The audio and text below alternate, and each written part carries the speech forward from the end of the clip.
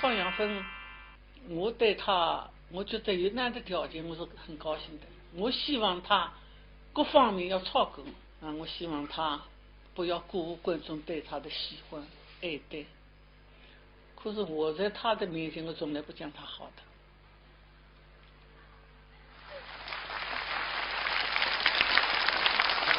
耀芬流眼泪了，你看，看到老师说那么用心良苦啊。跟方扬芳没看见过。对，我没看到过。其实还是送给你的这封信啊。看了以后。说实话，我们袁老师他是在那么多年来，他真的没有在我面前说过好话，都更多的他跟我提出的是要求与不足。所以说我对我老师讲的话，我记在心里。谢谢老师，谢谢大家。请问侬啥辰光学的这个语派的？对吧？学了介好，那么是不是拿侬学个诀窍教教阿拉？实际上，我从一开始学习的时候呢，就没有一个方向，什么流派都学。都学。自从我们袁老师发觉我是个苗子，给了我一盘带子，其中有一段唱腔就是那个《西厢记》的情心。我听了那盘带子以后，就一下子就情有独钟。就我选择了你那种感觉。他也选择了我。袁老师，我终于找到你了，有这个感觉。众里寻他千百度，让人。实际上呢，要说那个学戏有没有诀窍，实际上是没有的。没有诀窍。勤奋加机遇。加机遇。所以天分再好，没有勤奋的话，也是不会成功的。方扬芬验证了这句话。对。所以呢，你看，袁雪芳老师虽然收的这个学生并不多，但是通过你看方扬芬的传承，我们原派也是发扬光大了。所以今天我们原派的爱好者，是不是请方扬芬来一段正宗的原派，好不好？一定得来一段。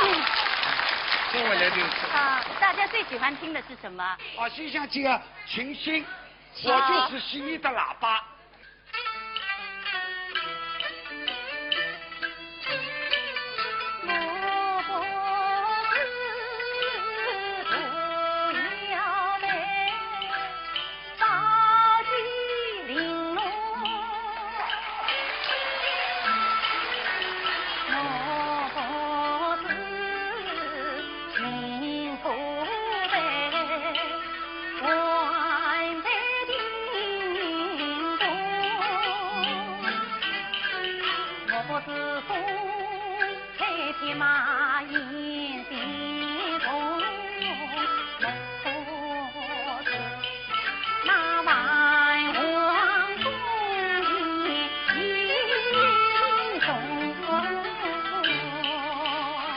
验证了这句话。对。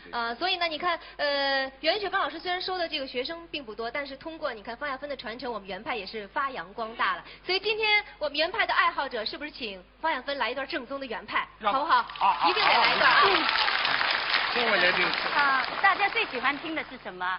西厢记的情心，我就是心里的喇叭。我记在心里。谢谢老师，谢谢大家。请问侬啥辰光学的这个语派的？对吧？学了介好，那么是不是拿侬学个诀窍教教阿拉？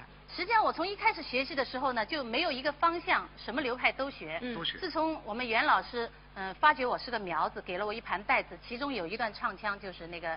方扬芬，我对他，我觉得有那样的条件，我是很高兴的。我希望他各方面要超过啊，我希望他不要辜负观众对他的喜欢爱戴。可是我在他的面前，我从来不讲他好的。